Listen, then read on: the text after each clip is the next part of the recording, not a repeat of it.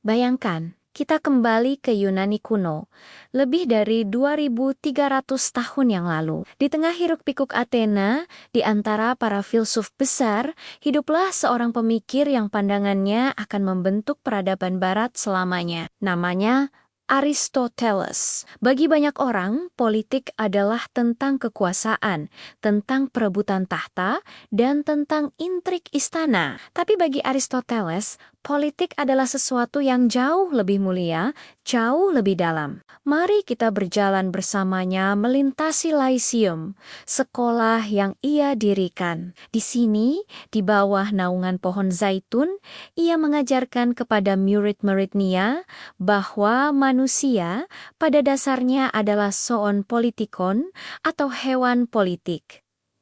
Apa maksudnya? Sederhana saja. Manusia tidak bisa hidup sendirian. Kita terlahir untuk hidup bersama dalam sebuah komunitas, dalam sebuah kota, atau yang disebut polis. Bukan hanya untuk bertahan hidup, tapi untuk mencapai kehidupan yang baik yang disebut eudaimonia. Aristoteles percaya, tujuan tertinggi dari sebuah negara atau polis bukanlah untuk menumpuk kekayaan atau memperluas wilayah. Kekuasaan, bukan. Tujuan utamanya adalah untuk menciptakan kebahagiaan bagi warganya. Kebahagiaan di sini bukan sekadar kesenangan sesaat, melainkan kehidupan yang bermakna, yang penuh dengan kebajikan dan pengembangan potensi diri secara maksimal. Negara harus menjadi wadah di mana setiap individu bisa tumbuh menjadi versi terbaik dari dirinya. Untuk mencapai tujuan mulia ini, Aristoteles menyelidiki berbagai bentuk pemerintahan. Ia tidak bertanya, mana bentuk pemerintahan yang paling sempurna secara teori. Sebaliknya, ia bertanya, mana bentuk pemerintahan yang paling mungkin berhasil di dunia nyata. Ia mengirim murid-muridnya ke seluruh penjuru dunia yang dikenal saat itu untuk mengumpulkan konstitusi dari 158 negara kota yang berbeda. Ini adalah proyek riset politik pertama dalam sejarah. Dari penelitiannya yang masif, ia mengidentifikasi 3 bentuk pemerintahan yang baik dan 3 bentuk penyimpangannya. Pertama adalah monarki, pemerintahan oleh satu orang yang bijaksana dan adil. Namun, jika sang raja memerintah hanya untuk kepentingan dirinya sendiri, itu merosot menjadi tirani.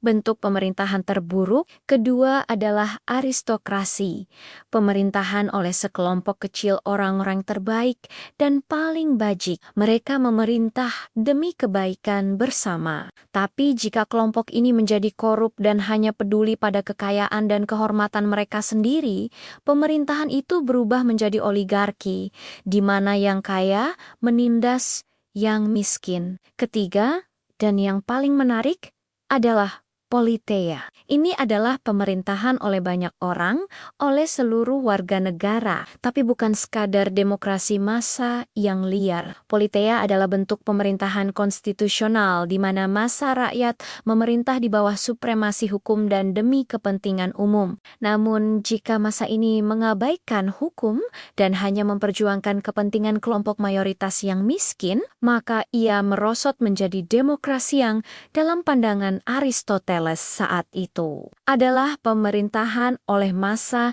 yang tidak terdidik dan mudah dihasut. Lalu, mana yang terbaik? Disinilah letak kejeniusan Aristoteles yang pragmatis. Ia tidak menunjuk satu pun sebagai yang absolut. Menurutnya, bentuk pemerintahan terbaik adalah yang paling stabil dan paling mampu melayani kepentingan semua warganya. Dan kunci dari stabilitas itu adalah kelas menengah. Bayangkan sebuah timbangan. Di satu sisi ada kaum super kaya yang cenderung menjadi arogan dan haus kekuasaan. Di sisi lain ada kaum sangat miskin yang cenderung putus asa dan mudah iri hati. Keduanya adalah sumber potensi konflik dan revolusi. Siapa penyeimbangnya? Kelas menengah.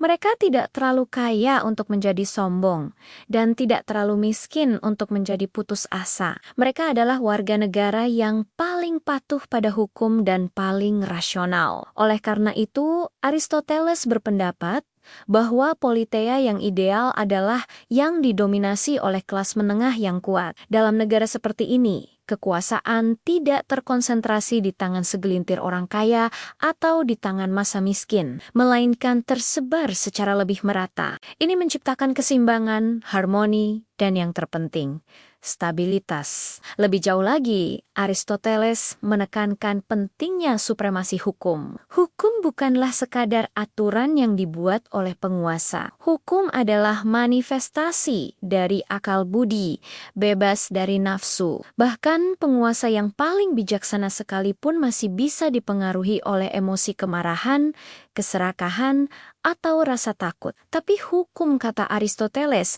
adalah akal tanpa nafsu. Oleh karena itu, lebih baik diperintah oleh hukum terbaik daripada oleh manusia terbaik sekalipun. Penguasa hanyalah penjaga hukum, bukan pemiliknya. Pendidikan juga menjadi pilar utama dalam negara ideal Aristoteles. Negara bertanggung jawab untuk mendidik warganya sejak usia dini, tidak hanya dalam keterampilan praktis, tetapi yang lebih penting, dalam kebajikan moral dan intelektual. Warga negara harus belajar untuk menjadi pemberani, adil, bijaksana, dan bisa mengendalikan diri. Tanpa warga negara yang bajik, konstitusi sebaik apapun hanya akan menjadi selembar kertas tak berguna. Karena pada akhirnya, kualitas sebuah negara ditentukan oleh kualitas warganya.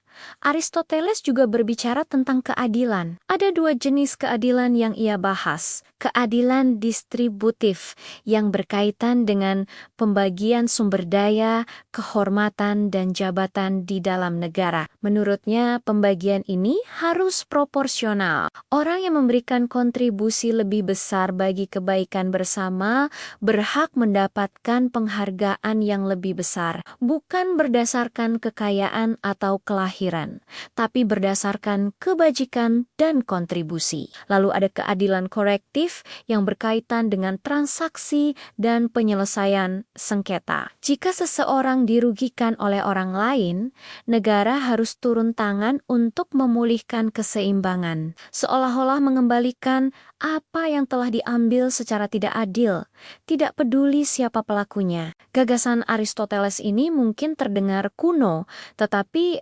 relevansinya terasa begitu kuat hingga hari ini. Pikirkan tentang perdebatan modern kita, ketimpangan ekonomi antara si kaya dan si miskin. Aristoteles sudah memperingatkan tentang bahayanya ribuan tahun lalu dan menyarankan kelas menengah sebagai solusinya.